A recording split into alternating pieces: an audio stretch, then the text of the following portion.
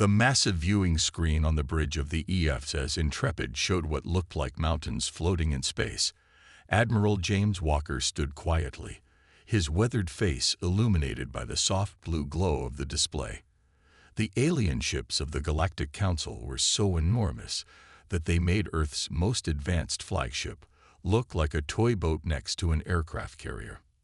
"Sir, they're hailing us again," reported Communications Officer Andy Brown, his fingers hovering over the control panel. "They seem amused." Walker straightened his uniform and nodded. "Put them through." The screen shifted to show a tall, blue-skinned alien with elaborate golden robes.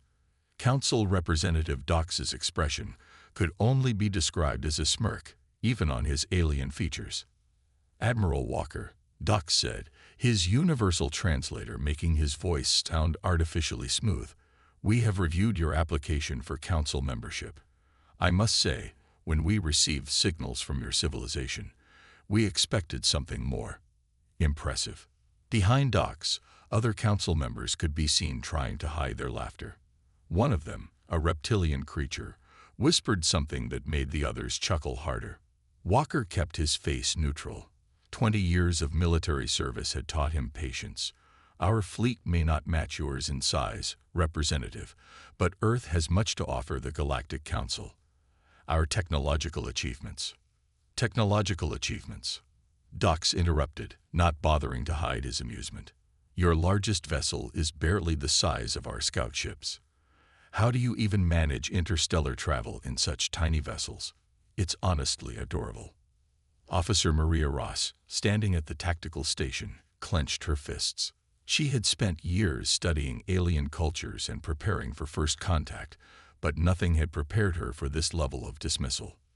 "Representative," Walker tried again, "size isn't everything. Our ships are designed with efficiency and..." "Efficiency." Another council member stepped into view, this one with metallic skin that gleamed under the chamber lights. "Your entire fleet could fit in one of our cargo bays. This must be some kind of joke. Did you really cross 3 sectors to present us with this toy fleet?" Walker felt the tension on his bridge rising. His crew members were professionals, but even they had their limits. He could see Thomas Reed, his weapons officer, gripping his console so hard his knuckles had turned white. "We came in peace," Walker said firmly, "to establish diplomatic relations and share knowledge. Earth may be new to the galactic community, but we've developed our own unique solutions to space travel and defense." "Unique is certainly one word for it," Dox replied with a dismissive wave of his hand. "Listen, Admiral, the galaxy is a dangerous place. Real dangers, real threats. Not a playground for primitives with delusions of adequacy. Your application for council membership is denied." Before Walker could respond, another alarm sounded on the bridge. Ross quickly checked her readings. "Sir, they're powering up some kind of scanning beam." "Just a routine security scan," Dox said smoothly. "Standard procedure for lesser civilizations. We need to ensure you're not a threat to anyone but yourselves."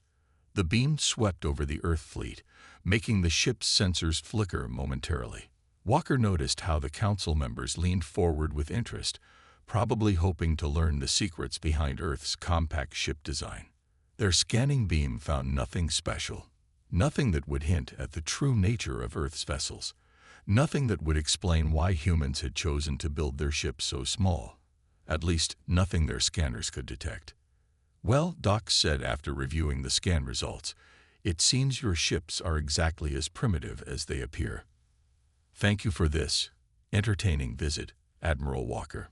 The Council suggests you return to your little corner of the galaxy. Perhaps in a few centuries, when you've learned to build proper ships, we can revisit your application." The transmission cut off, leaving the bridge in silence. Walker turned to his crew, seeing the anger and humiliation on their faces. "Sir," Ross said quietly, "they didn't find anything." Walker allowed himself a small smile. "No, Officer Ross, they didn't. And they won't, until it's too late. Send word to Earth Command. Tell them the Council reacted exactly as expected. As the Intrepid and its fleet prepared to leave Council space, Walker looked at the massive alien ships one last time. They really were impressive, these mountains of metal and energy. Such a shame they were about to learn why humanity had chosen a different path. Sometimes, he thought, it was better to be underestimated, especially when you knew something they didn't. Officer Maria Ross sat in her dimly lit office aboard the HFY Intrepid, her eyes fixed on the data streaming across her screens. 3 days had passed since their humiliating dismissal by the Galactic Council, but something didn't feel right. The Council's communication channels were buzzing with unusual activity. A soft knock on her door broke her concentration. "Come in," she called, not looking away from her work. Admiral Walker stepped inside, carrying 2 cups of coffee. "You missed dinner again," he said, placing 1 cup beside her. "Found anything interesting?" Ross nodded, pulling up a holographic display. "They're mobilizing, sir. The Council isn't just angry, they're scared. Look at these fleet movements." The display showed hundreds of massive Council ships changing position, forming what could only be described as an invasion fleet. Walker studied the patterns, his expression grim. "How many ships?" he asked, though he already suspected the answer. "Over 300 capital ships, sir, each one bigger than a small city." Ross took a sip of her coffee. "They're calling it a peacekeeping force in their official channels, but I've decoded some private communications. They plan to contain the human problem before we become a threat." Walker smiled slightly. "They still think size equals power." "That's not all," Ross continued, typing quickly to bring up more data. "They've been studying our retreat path, trying to figure out why we build such small ships. Their scientists are convinced we must be hiding something. They're right, of course, but their guesses are way off." The Admiral pulled up a chair, reading through the Council's theories. Some thought humans were naturally tiny creatures who built ships to scale. Others suggested Earth's resources were so limited that they couldn't build bigger vessels. None came close to the truth. "Have they discovered any of our actual capabilities?" Walker asked. Ross shook her head. "No, sir. Their scans were exactly as superficial as we hoped. They're completely focused on size. They can't imagine that being smaller might be an advantage." A priority message flashed across the main screen.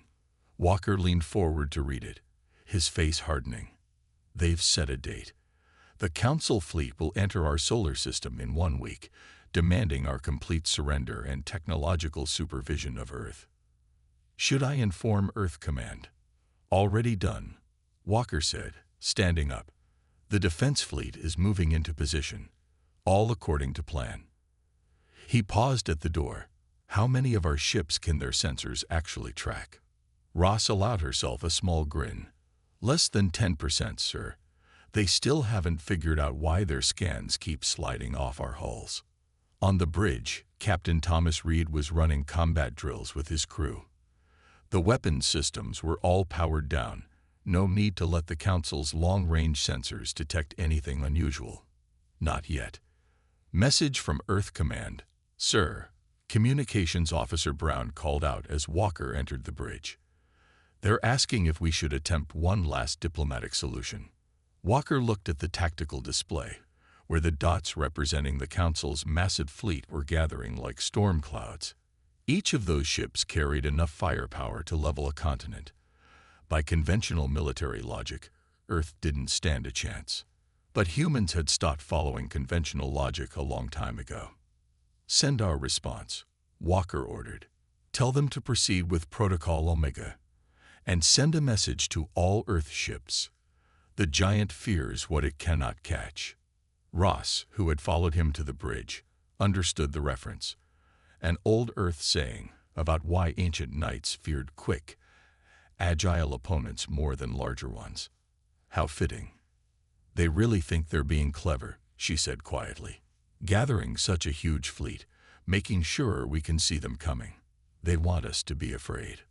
Walker watched the Council fleet's movements on the display. Such massive ships, so impressive, so powerful, and so very, very vulnerable to what was coming.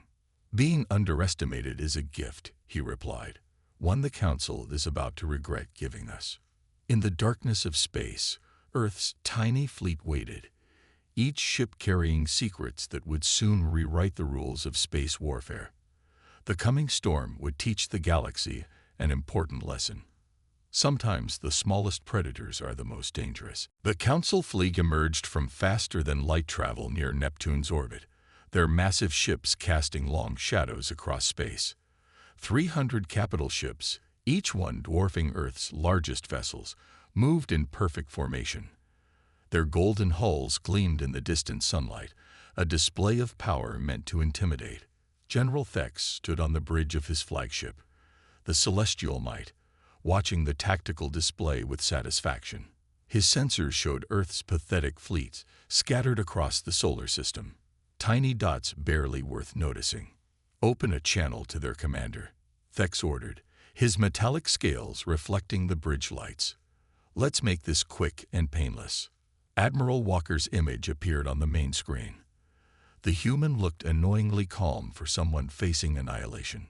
This is General Thex of the Galactic Council Peacekeeping Force, he announced grandly. Your primitive fleet is outnumbered and outgunned. Surrender now, and we will ensure your species' safe transition into proper civilization. Walker listened politely, hands clasped behind his back. That's a generous offer, General, but I have a counter-proposal. He smiled slightly. Turn your fleet around, and we'll forget this foolishness ever happened. Laughter erupted across the Council bridge. Thex himself couldn't help but chuckle. You can't be serious. One of our ships could destroy your entire fleet. Numbers can be deceiving, General. So can size. Walker's expression turned serious. Last chance. Withdraw your forces. Thex slammed his armored fist on his command chair. Enough games. You have 1 hour to surrender, or we will demonstrate true power. End transmission. The screen went dark. Thex turned to his weapons officer. Target their largest vessel. Show them what a real warship can do. The Celestial Might's main gun powered up, gathering enough energy to shatter a small moon. The massive weapon took aim at the ES at Intrepid, still barely visible at this range. Sir, his sensor officer suddenly called out. The human ships, they're moving. On the tactical display, the small dots representing Earth's fleet had begun to change position. But something was wrong. The movements were too fast, too precise. No ship that size should be able to maneuver like that. Aboard the Intrepid, Walker gave the order they'd been waiting for. All ships, execute Battle Plan Delta. Show them why we built small. Earth's fleet accelerated to speeds that should have been impossible, their formations splitting and reforming like schools of fish. The Council's targeting systems, designed to track massive capital ships, struggled to lock onto the swift, agile vessels. Impossible. Thex roared as the first volley from his flagship missed completely. Nothing can move that fast in real space. The human ships darted between the Council vessels, their size now a deadly advantage. The massive alien ships, built to fight enemies of equal size, couldn't bring their weapons to bear on targets that slipped through their defensive screens like minnows between whales. Sir, Officer Ross called out on the Intrepid's bridge, Council ships are firing blind. Their targeting systems can't adjust to our scale. Walker nodded. Execute Phase 2. Let's show them what these tiny ships can do. The Earth fleet split into smaller groups, each one targeting a Council vessel. They moved in precise patterns, coordinated by AI systems that could react faster than any living pilot.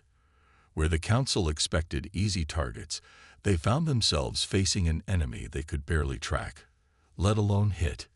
General, Thex's second-in-command shouted. 3 ships have lost main power. Something's cutting through our shields like they aren't even there. Thex watched in horror as more reports flooded in. The human vessels weren't just avoiding their fire. They were systematically disabling his fleet's key systems. Weapons, engines, and communications fell silent wherever the Earth ships passed. "This is impossible," he whispered, watching his mighty armada fall into chaos. "Their ships are too small for weapons that powerful." On the Intrepid's bridge, Walker allowed himself a grim smile. "Send word to all ships. Begin full combat operations. Let's teach the Council why humanity chose to think small." The battle for Earth's solar system had begun. And size, as the Council was about to learn, wasn't everything. General Thex watched in disbelief as another of his mighty warships went dark, its systems disabled by enemies he could barely see. The human vessels moved like lightning, striking critical points with impossible precision. "How are they doing this?" he demanded, slamming his control panel. "Show me their weapon systems." The tactical officer brought up a detailed scan of the nearest human ship. The image kept flickering, as if the ship itself refused to be properly seen. "Sir, our sensors, they're having trouble." The human ships seemed to be partially out of phase with normal space. On the bridge of the Intrepid, Officer Ross monitored the battle with satisfaction. "Phase shift drives working at full capacity, Admiral. The Council's targeting systems can't get a solid lock." Walker nodded, watching as his fleet executed their carefully planned attack patterns. "Time to show them why we built our ships this way. All vessels, activate neural link combat systems." Throughout the Earth fleet, pilots connected directly to their ships through advanced neural interfaces. Human reflexes, already quick, became practically instant. Ships moved as natural extensions of their pilots' bodies, performing maneuvers that would be impossible with traditional controls. "Sir," Brown called out from communications, "Council ships are trying to adapt their weapons. They're switching to spread pattern energy bursts." "Just as we expected," Walker replied calmly. "Activate the micro-shield arrays." The Council's massive energy weapons lit up space like artificial suns, filling huge areas with destructive force. But when the light faded, the human ships emerged unscathed. Their small size, combined with revolutionary shield technology, made them nearly impossible to hit with weapons designed for capital ships. Inside the Celestial Might, alarms blared as more systems failed. "General," an officer shouted, "they're using some kind of focused energy weapons. The beams are so narrow our shields can't detect them until they've already penetrated." Thex stared at his tactical display in growing horror. The human ships weren't just attacking randomly. They were moving in complex, coordinated patterns. Each strike was precisely calculated, targeting specific systems with surgical accuracy. The smaller the weapon beam, the more concentrated its power, Walker explained over an open channel to the Council fleet. "Your massive ships require equally massive shields, spreading your defensive energy thin. Our focused weapons slip right through the gaps." On the Intrepid's bridge, Captain Reed's weapons console showed hundreds of potential targets. The AI targeting systems highlighted weak points in the Council ship's design, vulnerabilities that only became apparent when facing an enemy small enough to exploit them. "Look at their power distribution," Ross observed, pointing to her screen. "Their ships are too big to quickly redirect energy. They can't reinforce shields or weapons fast enough to counter our attacks." Another Council ship went dark, its main reactor safely disabled by precision strikes. The human fleet moved like a swarm of insects, but each tiny vessel packed the concentrated firepower of a much larger ship. "This is impossible," Thex broadcast in frustration. "No civilization builds ships this way. The energy requirements alone." "Actually," Walker responded, "that's another advantage of being small. Our antimatter cores may be compact, but they power ships a fraction the size of yours. More energy per cubic meter means more power for weapons and shields." The Earth fleet continued its deadly dance, demonstrating why humans had chosen a different path in ship design. Their vessels moved in three-dimensional combat patterns that the Council's huge ships couldn't hope to match, their neural-linked pilots reacting faster than any conventional crew. "Send word to all ships," Walker ordered. "Begin Phase 3 of the attack plan. Show them what happens when you combine human ingenuity with AI assistance." As his fleet moved to surround the Council armada, Walker reflected on the irony. The very thing they had mocked, the small size of human ships, was proving to be their greatest weakness. Sometimes, being underestimated was the best tactical advantage of all. The space around Neptune blazed with weapons fire as Earth's fleet demonstrated their swarm warfare doctrine. Small groups of human ships moved together like packs of wolves, coordinating their attacks through AI-enhanced neural networks. "Target their command and control systems," Officer Ross directed from her tactical station. "The bigger they are, the slower they communicate." The Intrepid led a group of 5 ships in a spiraling attack pattern around one of the largest Council vessels. Their precise movements made them look like a single organism, each ship covering the others as they struck from multiple angles. Inside the Council flagship, General Thex watched his mighty fleet falling into chaos. His ship's communication systems were being jammed by signals he couldn't even detect. The human vessels seemed to be everywhere at once, their speed and coordination defying all known laws of space combat. "Status report," he bellowed, as another warning alarm blared through the bridge. "Sir, we've lost contact with the entire 3rd battle group," his communications officer reported. "The humans are using some kind of electronic warfare we've never seen before. Our systems can't keep up with their attack speed." On the Intrepid's bridge, Captain Reed monitored the effectiveness of their cyber warfare suite. "AI systems report successful penetration of their network protocols," he announced. "Their automation is good, but it's designed for big, slow ships. They never expected to face anything this fast." Walker nodded, watching as his fleet executed their carefully planned strategy. "Commence Operation Firefly," he ordered. "Show them what happens when you combine speed with precision." Groups of Earth ships began a new attack pattern, moving so quickly they appeared to blur on visual sensors. They darted between the massive Council vessels like schools of fish between whales, their weapons striking with surgical precision. "It's not just about size," Ross explained over an open channel to the Council fleet. "While you were building bigger ships, we were perfecting AI-human integration. Every one of our pilots is mentally linked with their ship and coordinating with every other vessel in real time." The Council ships tried to adjust their tactics, attempting to trap the smaller Earth vessels with overlapping fields of fire. But their massive weapons were too slow, too predictable. The human ships simply slipped through the gaps in their coverage, striking vital systems before disappearing again. "Look at their power distribution," Brown observed from his station. "Those huge ships can't redirect energy fast enough to reinforce damaged systems. They're fighting like it's a traditional fleet battle." Walker allowed himself a small smile. "That's because they never imagined anyone would fight differently. Send in the stealth squadrons." From the darkness of space emerged another wave of Earth ships, these ones nearly invisible to conventional sensors. They had been waiting silently since the battle began, their advanced stealth systems making them appear as nothing more than background radiation. The Council fleet never saw them coming. "Impossible," Thex shouted as more of his ships reported critical system failures. "How many of these tiny vessels do they have?" "Enough," Walker responded calmly. "And each one carries more concentrated firepower than you thought possible. Size isn't everything, General. Sometimes it's about how you use what you have." The battle had become a masterclass in asymmetric warfare. Earth's fleet moved like a coordinated swarm of deadly insects, systematically dismantling the Council's mighty armada. Their small size, combined with advanced technology and superior tactics, had turned what looked like a hopeless battle into a decisive victory.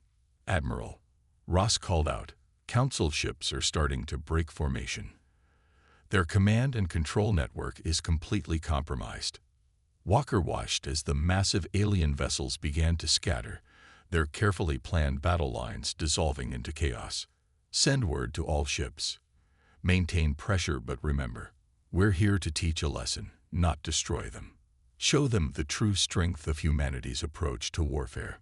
The stars themselves seemed to witness this turning point in galactic history, as humanity's tiny fleet, proved that innovation and adaptability would always triumph over brute force and arrogance. General Thex stood in the ruins of his command center, emergency lights casting red shadows across his metallic scales. Half of his mighty fleet systems were dead, the other half compromised. The tiny human ships had torn through his defenses like they weren't even there. "Status report," he demanded, his voice lacking its earlier confidence. "Sir, we've lost control of 70% of our fleet," his tactical officer reported. "The human vessels, they're not destroying our ships. They're disabling them systematically. Each strike takes out key systems while leaving life support intact." Thex watched the battle display, finally understanding. The humans weren't just winning. They were showing mercy. They could have destroyed his ships, but instead chose to disable them. It was perhaps the most humiliating realization of all. On the Intrepid, Officer Ross monitored the Council fleet's deteriorating condition. "Sir, their command structure is falling apart. Several ships are attempting to retreat, but their engines are too damaged for FTL travel." Admiral Walker nodded, watching as his fleet continued their precise attack patterns. "Open a channel to General Thex. It's time to end this." The Council General's face appeared on the main screen, his usual arrogance replaced by a mix of fear and grudging respect. "Admiral Walker," he said quietly, I believe we may have made an error in judgment." "The biggest ships don't always win, General," Walker replied. "Sometimes the best predators are the ones you underestimate."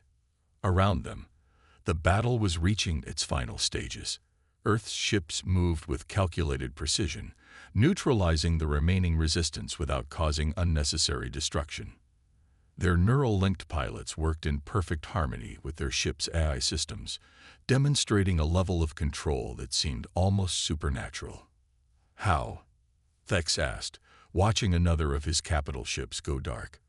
"How did you develop such technology?" Walker's expression softened slightly. "When you're small, you have to be smart. We couldn't match your resources or your shipyard capacity, so we found a different way. Every human ship is a precision instrument, not a brute force weapon." On the tactical display, the remaining Council ships had stopped firing, their crews realizing the futility of their situation. The human fleet surrounded them in a complex three-dimensional formation, a web of small but lethal vessels that could strike from any angle. "Sir," Reed reported from his weapons station, "all hostile targets have been neutralized. No Council ship remains combat-capable." Walker straightened his uniform. "General Thex, I'm offering you terms. Your crew's lives were never in danger. We made sure of that. But your fleet won't be leaving this system under its own power." Thex looked around his damaged bridge, at the confused and frightened faces of his crew. "Terms?" he asked weakly. "Simple ones," Walker replied. "Your ships will be towed to Earth's orbital shipyards for repairs. During that time, your crews will learn why we build our ships the way we do. In return, Earth will share some of our technologies with the Council, under proper supervision, of course." Ross's console beeped with an incoming transmission. "Sir, the Council's Central Command is requesting an emergency session. Word of our victory is spreading across their networks." Walker allowed himself a small smile. "Send them the battle records. Let them see exactly what humanity's tiny fleet can do."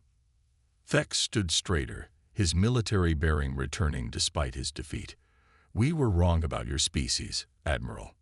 The Council, we became too focused on size, on shows of power. We forgot that evolution favors efficiency over bulk." "A lesson learned," Walker agreed. "Now shall we discuss the future? Earth still wants to join the galactic community, just on more equal terms." As the human fleet began the process of securing their victory, Walker reflected on how quickly things had changed. In just a few hours, humanity had gone from being dismissed as primitives to proving themselves as technological innovators. Sometimes, it took a small force to make a big change. 1 month after the Battle of Neptune, the Council chamber looked very different. Where once there had been mockery and dismissal of Earth's fleet, now there was genuine interest. Dozens of alien representatives crowded around holographic displays showing detailed analyses of human ship design. Admiral Walker stood at the center of the chamber, beside a much humbler General Thex. The council members leaned forward in their seats, hanging on every word as Walker explained humanity's approach to space warfare. The key was thinking differently, Walker said, gesturing to a display showing the internal systems of an Earth vessel.